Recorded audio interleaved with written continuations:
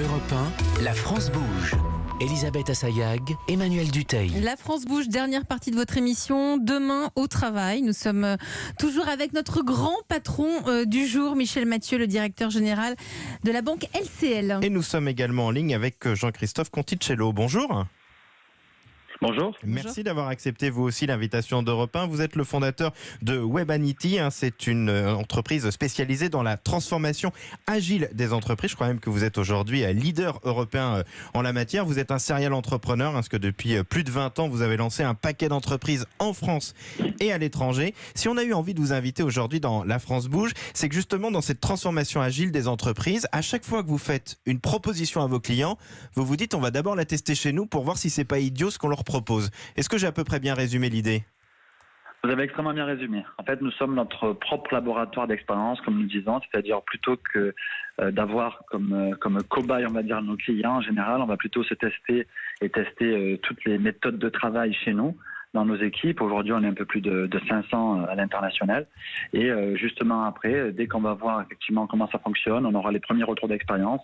À ce moment-là, on va commencer à les proposer chez nos clients et ensuite justement apprendre, créer des retours d'expérience aussi de plus en plus importants afin d'améliorer toutes nos pratiques. Oui, parce que vous avez une vision lointaine. À 2050, votre objectif, c'est changer le monde du travail justement grâce à la transformation agile des entreprises. Alors, on n'est pas tous au fait de cette agilité des entreprises. Si vous deviez avoir 2 mutations principales à mettre en avant, ce seraient lesquelles ? Alors, la première, effectivement, au niveau des entreprises et de la transformation, l'idée, c'est vraiment pour nous de changer le monde du travail grâce à l'agile, l'innovation et la coopération. Donc, je dirais, si je dois avoir 2 mots qui me restent, c'est la coopération et l'innovation. Alors, voilà, c'est-à-dire vraiment, c'est le fait de travailler ensemble et d'innover en permanence doit être pour moi les meilleurs éléments pour les entreprises de survivre et de dépasser tous les changements qui vont pouvoir arriver. Qu'est-ce que vous avez testé qui vous a le plus marqué? Vous vous êtes dit avec vos équipes, non mais ça, on va le conseiller, on va accompagner nos entreprises dans cette ligne-là. Est-ce qu'il y a quelque chose qui vous a marqué, qui est sorti du lot? Si on parle vraiment en termes d'actualité proche, oui.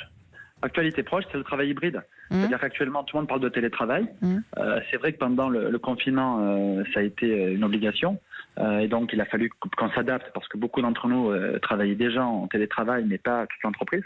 Donc là, ça a été une adaptation. Et puis, dès qu'on a pu revenir au travail, à ce moment-là, on s'est dit, mais en fait, le plus dur, c'est pas le télétravail. Le plus dur, c'est le travail hybride.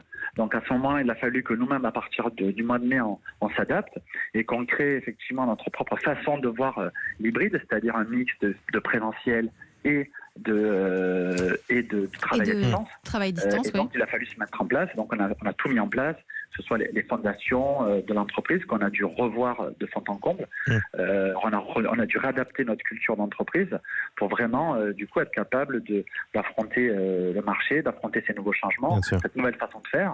Et donc ça, je dirais que si on parle en termes d'actualité, c'est le sujet le plus chaud qu'on a dû d'abord adapter chez nous. Et du coup, on propose toutes ces pratiques et toute cette façon de faire aujourd'hui à tous nos clients également. Michel Mathieu, je rappelle que vous êtes le directeur général de LCL. Je vous voyais hocher de la tête sur le plus dur, c'est, pardonnez-moi le mot, l'hybridation du nouveau monde du travail, un peu en présentiel, un peu en télétravail. C'est aussi votre sentiment de chef d'entreprise ? C'est pas le plus dur, c'est c'est la nécessité je vous le disais tout à l'heure, de faire marcher ensemble le physique et le digital et d'avoir le meilleur des deux mondes. Vous ne pouvez pas avoir une application médiocre, vous ne pouvez pas avoir des agences où le service est médiocre. Donc il faut absolument avoir les deux, et c'est ce qui fait la différence principale entre des néobanques ou des banques plus classiques.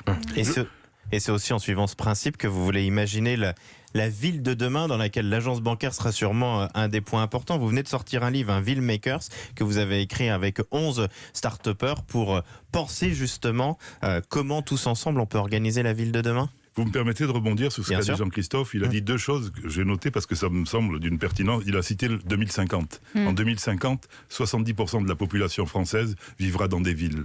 C'est-à-dire que la population sera extrêmement concentrée. Et puis il a dit, c'est l'innovation et la coopération. Ce bouquin, c'est le symbole de l'innovation et de la coopération. 11 chefs d'entreprise, des start-up, des gens qui pensent la ville différemment, qui se sont associés avec moi pour dire, voilà comment on voit une ville solidaire inclusive et qui sera plus agréable à vivre pour les 70% de gens qui y vivront. Eh bien, je crois qu'il faudra qu'on en fasse une émission justement un jour sur la ville de demain. Ça nous inspire aussi. Avec plaisir. On va remercier Jean-Christophe Conticello, le fondateur de Wemanity. Et c'est la fin de votre émission. Merci à vous, Michel Mathieu.